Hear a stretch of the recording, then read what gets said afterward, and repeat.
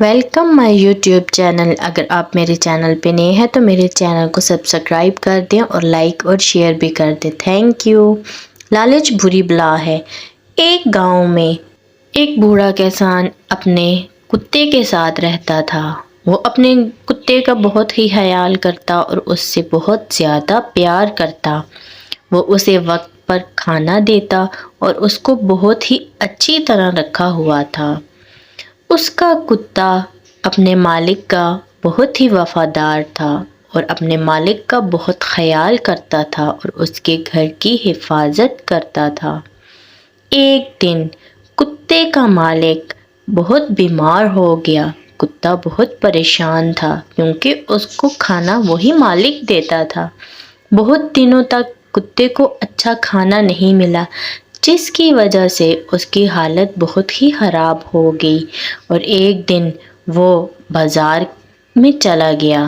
بازار میں جاتے جاتے وہ کھانے کی تلاش کر رہا تھا کہ اچانک اس نے کسائی کو دیکھا، جس کے ہاتھ سے ایک گوشت کا ٹکڑا پھسل کر زمین پہ گر گیا۔ کتے کے منہ میں پانی آ گیا اور اس نے سوچا کیوں نہ یہ میں ٹکڑا اٹھا کے بھاگ جاؤں اور بہت آرام سے کھاؤں۔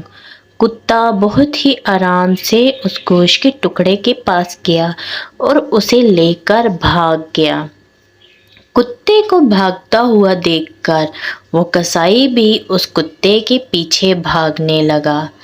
کتا بہت ہی تیز تھا اور بہت تیزی سے وہ شہر سے دور بھاگنے لگا اور اس نے اس کسائی کو بہت دور چھوڑ دیا۔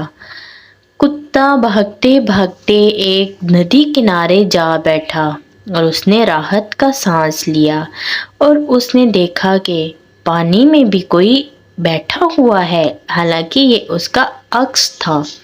جب کتے نے اپنا عکس دیکھا تو اس کے منہ میں پانی آ گیا کہ کیوں نہ میں یہ ٹکڑا بھی کھا جاؤں اور اس پانی والے کتے کا بھی کھا جاؤں۔ کتا سمجھ رہا تھا کہ میرے سامنے بھی دوسری بوٹی لے کے ایک اور کتا بیٹھا ہوا ہے۔ اس کے من میں لالچ آ گئی اور اس نے سوچا کہ کیوں نہ میں اس کی بوٹی بھی لے کر بھاگ جاؤں۔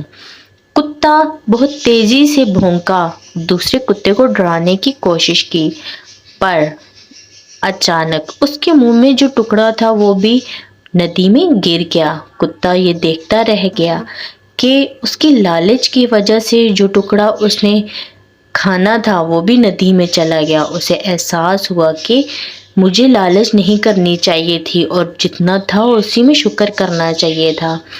کتا وہ دیکھتا رہ گیا اور اس کا ٹکڑا پانی میں بہہ گیا۔ اس کو کہتے ہیں لالچ بری بلا ہے، ہمیں لالچ نہیں کرنی چاہیے۔ Thank you.